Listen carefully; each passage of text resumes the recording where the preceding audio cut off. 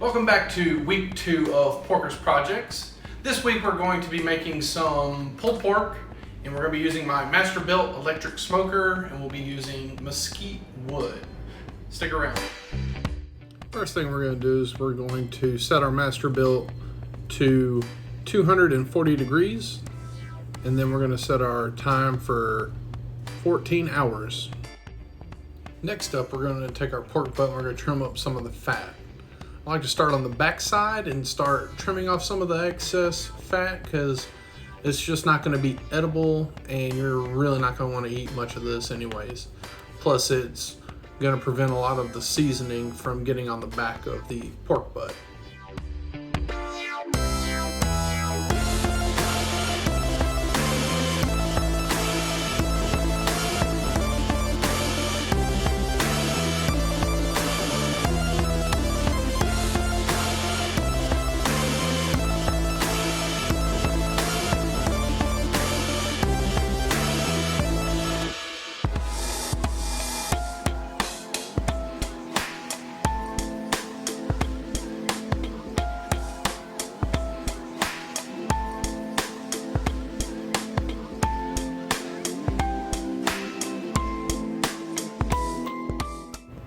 That's it for the trimming on the back. And on the top side, we're going to locate the crevice right by the bone side. And it's got a lot of membrane and connective tissue there, and we're just going to remove that because that's just not going to be edible. And it's less work we're going to have to do after we've finished cooking it. Now that we're done trimming, I'm going to use some yellow mustard, and it's going to be my binding agent for my rub. I like to use the Plowboy's Yardbird rub. It's a very good pork butt rub. The key is you need to really make sure that you get that rub on every surface that you can, because that's going to equal your bark, and it's really going to be good when you have it pulled and mixed with everything else. Also, don't forget the backside, same thing. We're going to get a bunch of mustard, put it on the back, use it as a binder. Get some more of our rub and try to get it on there as even as you can.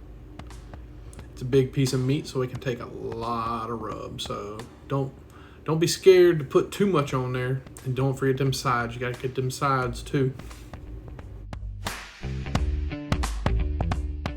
Now that we're done seasoning our pork butt, we're gonna put it in our pan. We're gonna take it outside, put it in the smoker. First, we're gonna use some apple cider vinegar and some water, 50-50. Put it in the bottom drip pan down there so it keeps it moist. And we're going to put it in there, and we're going to add wood chips to the first 45 minutes. We're going to put some mesquite wood in there, and then every couple hours we're going to keep doing that. Here's a little sneak peek of what it looks like after about 5 hours.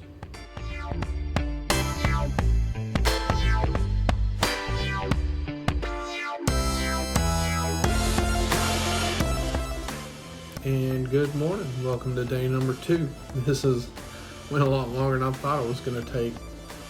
So what I'm doing is I'm checking the internal temperature of the meat.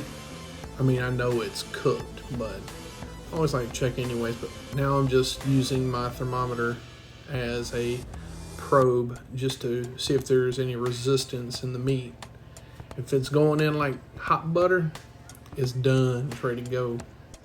So we're pulling it off here, and we're gonna call it. So our total cook time was about 17 to 18 hours. Low and really slow. Now that we got our meat off, we're going to take it out of the pan. We're going to wrap it in peach butcher paper. We're going to wrap it up real tight, and then we're going to toss it in the cooler.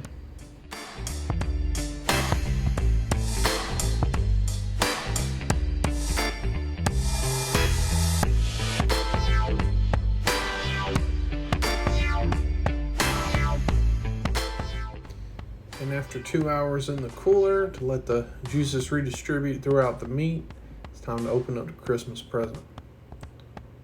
Woo! Yes, sir. Now it's time to start pulling. And a little tip to help you not burn your hands is to wear some cotton gloves underneath your latex gloves. But make sure you just peel it apart a little bit, but you don't have to go crazy pulling it all apart because you still want some nice chunks of meat in there.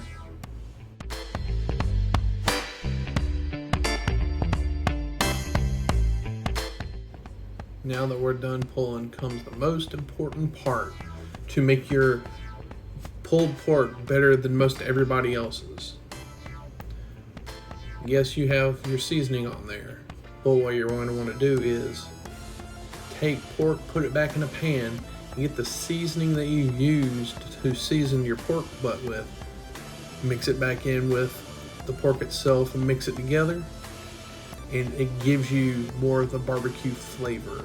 Because you're going to have the smoke flavor, but you still want to have that barbecue taste to it, so you just want to get some more of that seasoning in there. That is the biggest key. There are so many people that don't do that. I have neighbors and friends that make pork, and it's just like, if you just take this one little extra step, this is what really makes your pulled pork stand out amongst everybody else's.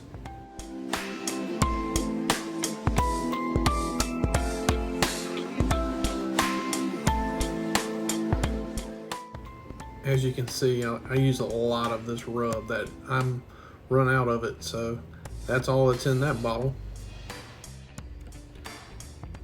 18 hours later, boom, we got some pulled pork, low and slow, a lot of mesquite flavor in there, a lot of seasoning in there, and really good, ready.